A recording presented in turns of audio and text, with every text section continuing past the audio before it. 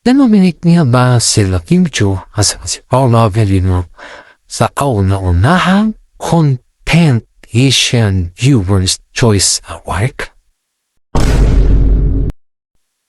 Mungkin pa ba ang susunod na Box Office Entertainment King and Queen? Paano itrato ang mga Kimpaw ang kanilang fans?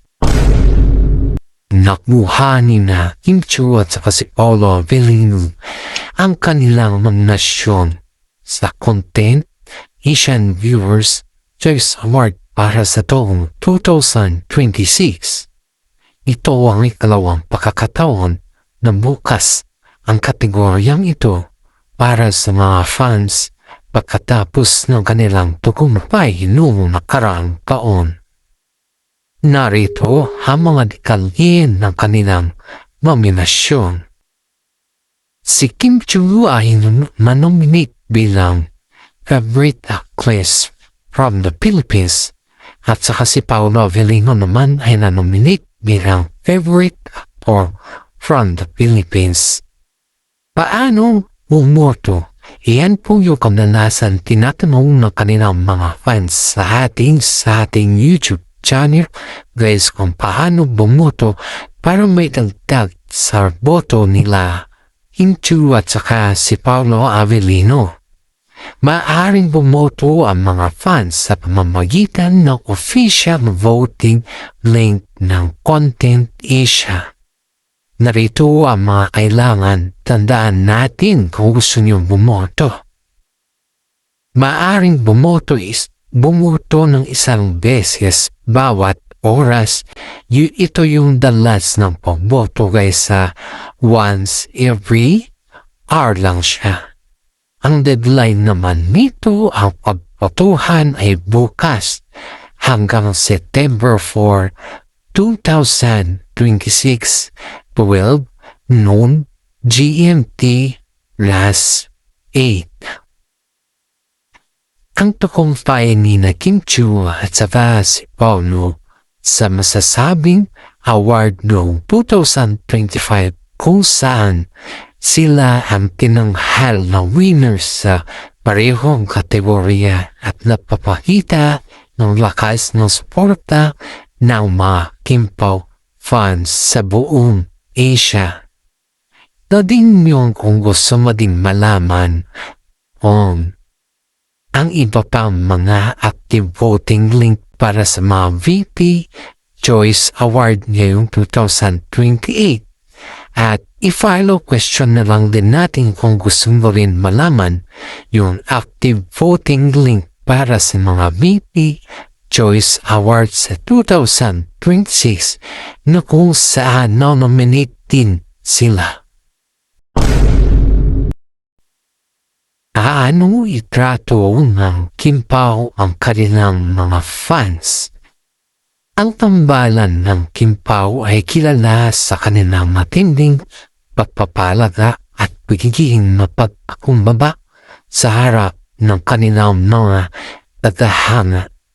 Narito ang mga paraan kung paano nila itrato ang kanilang mga fans. Madalas ipahayag ni Kim Chiu ang kanyang pasasalamat sa mga tadhana na tinawag niyang source of joy and strength. Aminado rin si Paolo Avellino na noon ay hindi siya sanay sa fandom culture.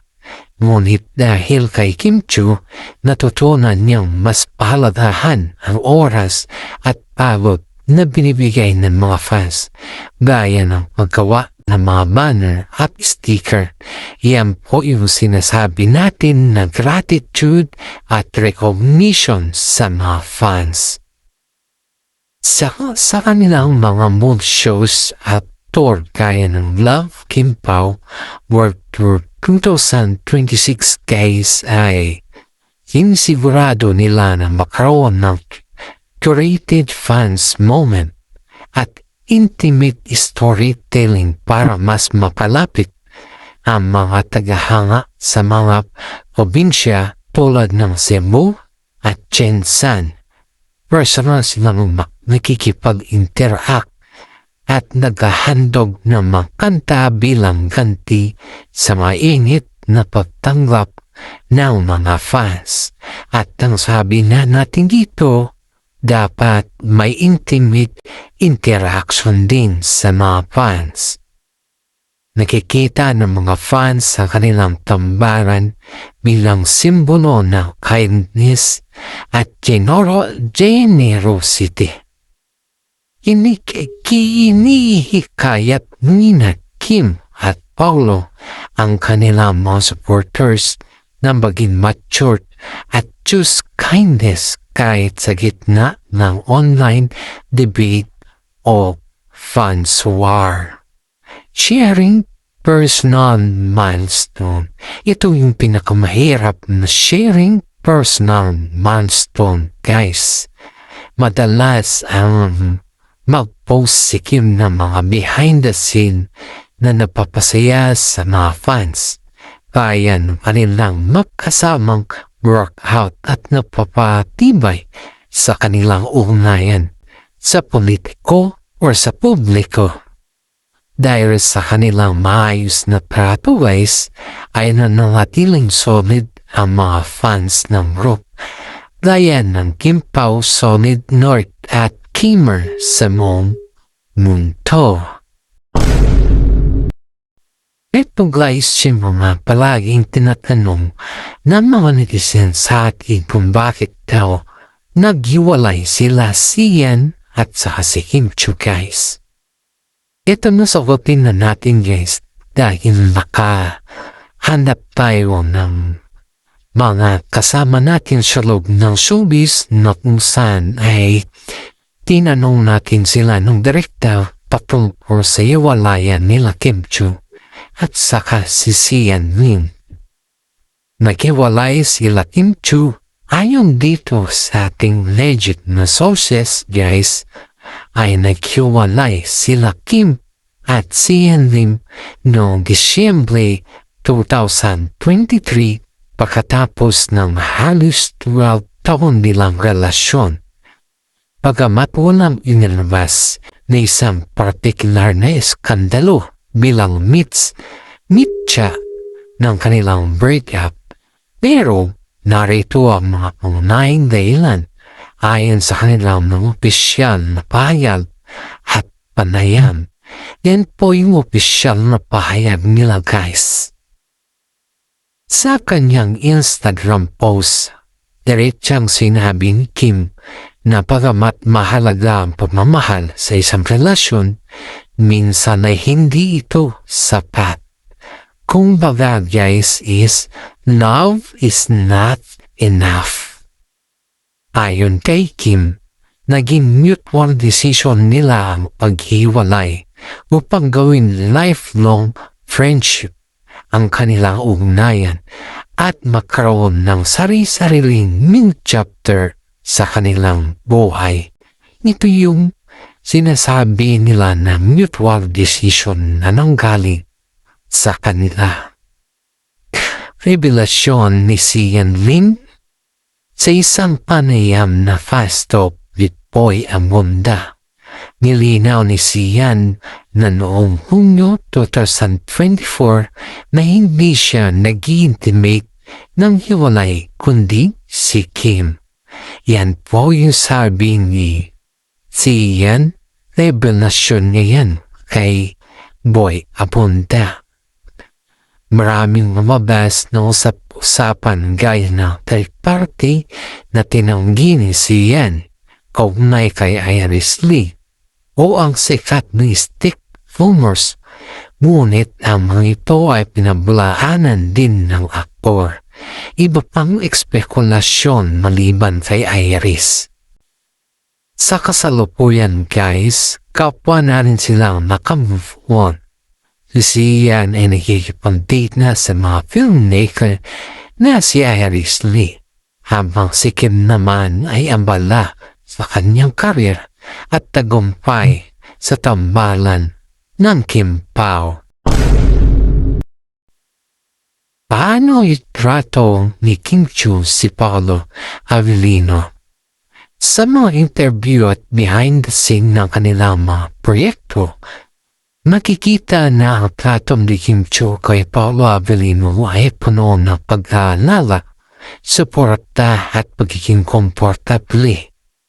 Narito ang ilang paraan kung paano itrato ni Kim si Paolo. Kilala si Kim sa pagiging alaga sa kanyang leading man. Sa mga panayam, nabanggit na madalas siyang magdala ng pagkain para kay Paolo o tinitiyak na komportable ito sa set. Ayon kay Paolo, isa si Kim sa pinakamalagang katrabaho na nakasama niya. Mahalaya talaga si Kim at personal touch pa ito kay Paolo. Palaging pinupuri ni Kim ang husay ni Paolo sa pag-arte. Sa mga press conferences, siya ang madalas mag-angat sa confidence ni Paolo, lalo na't kilala ang aktor sa pagiging mahihayin o introvert sa harap ng maraming tao. Ito ang tinatawag ng karamihan guys na cheerleader si Kim at supportive system. Dahil sa kanyang natural na chemistry, madalas asarin o biruin si Kim si Paolo. Ang kulit at energy ni Kim ay nagsisilbing balanse sa pagiging seryoso ni Paolo. Kaya naman sinabi ng aktor na hindi nakakasawang katrabaho si Kimi. At yung mapapansin kasi dito kay Kimi kasi magaan at palabiro pa siya. Bagamat palagi siyang tinatanong tungkol sa tunay nilang status, nananatiling maingat at marespeto si Kim sa pagbibigay ng detalye, lalo na't alam niyang pinahahalagahan ni Paolo ang kanyang private life. At yung respeto at privacy, iyon yung pinapalagahan ni Paolo Avellino. Dahil sa ganitong trato ni Kim, kitang-kita ang pagbabago kay Paolo. Mas nagiging palabati at gloomy ito sa harap ng kamera. Bago nating tapusin yung ating updates patungkol sa Kim Pao guys, na i-shoutout muna tayo sa mga senior citizen dyan sa Pilipinas at all over the world guys. At maraming salamat sa inyong taga-suporta at please watch, subscribe, comment, and follow naman tayo sa more updates.